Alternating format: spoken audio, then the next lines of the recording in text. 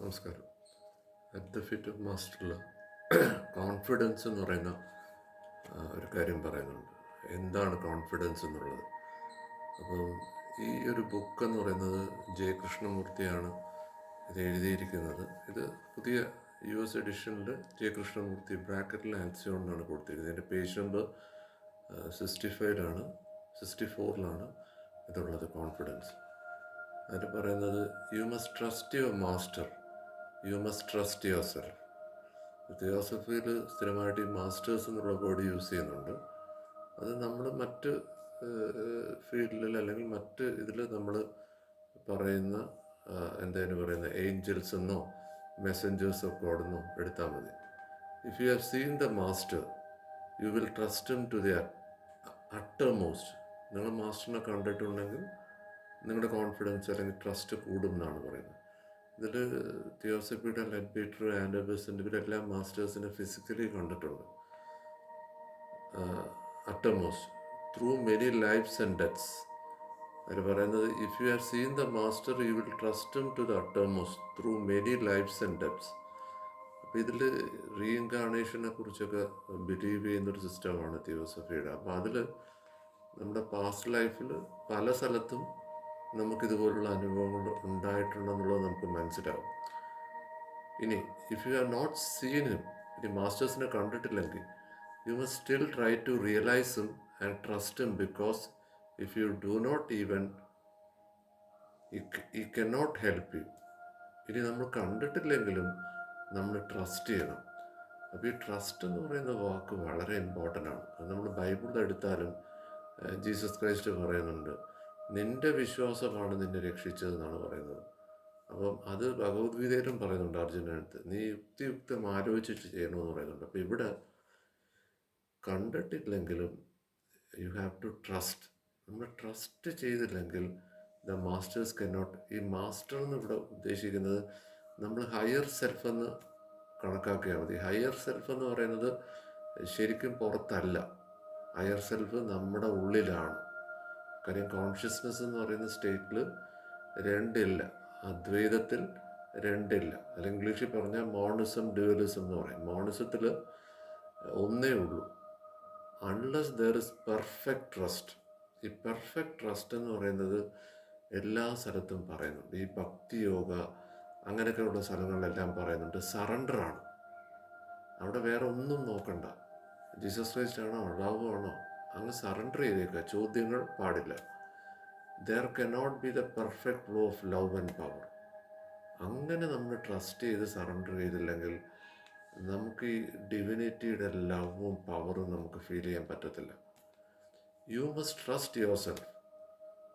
ഈ your self എന്ന് പറയുന്നതും ഹയർ സെൽഫ് എന്ന് പറയുന്നതും ആദ്യം നമുക്ക് രണ്ടായിട്ട് തോന്നും. കുറേ കഴിയുമ്പം ഇതൊന്നായിട്ടൊരു സ്റ്റേജിൽ വരും. അതാണ് ഡ്യുവലിസം, അതാണ് ദ്വൈതം എന്ന് പറയുന്നത്. ദ്വൈതത്തിൽ നിന്ന് അദ്വൈതത്തിലേക്ക് ഒന്നേ ഉള്ളൂ. You say you know yourself too well. നമ്മൾ പറയാറുണ്ട് നമ്മളെ അറിയാമെന്ന്. ഇഫ് യു ഫീൽ സോ, അങ്ങനെ നിങ്ങൾ വിചാരിക്കുകയാണെങ്കിൽ you do not know yourself. നിങ്ങൾ നിങ്ങളെക്കുറിച്ച് അറിയത്തില്ല.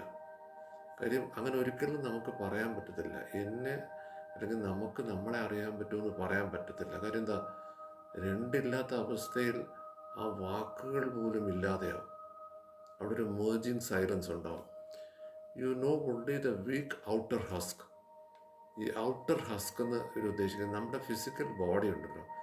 നമ്മൾ വിചാരിക്കുന്നത് ഈ എന്താണ് പറയുന്നത്, ഈ ഒരു ഓർഗൺ അല്ലെങ്കിൽ ഈ ഒരു മെഷീൻ ആണ് റിയൽ എന്നാണ് നമ്മൾ വിചാരിക്കുന്നത്. അതിന് വേണ്ട കാര്യങ്ങളാണ് നമ്മൾ നിരന്തരം ചെയ്തുകൊണ്ടിരിക്കുന്നത്. Which has fallen off into the mire, ഇല്ലാതാവുന്നതാണ്. But you the real you. എന്താണ് റിയൽ യു?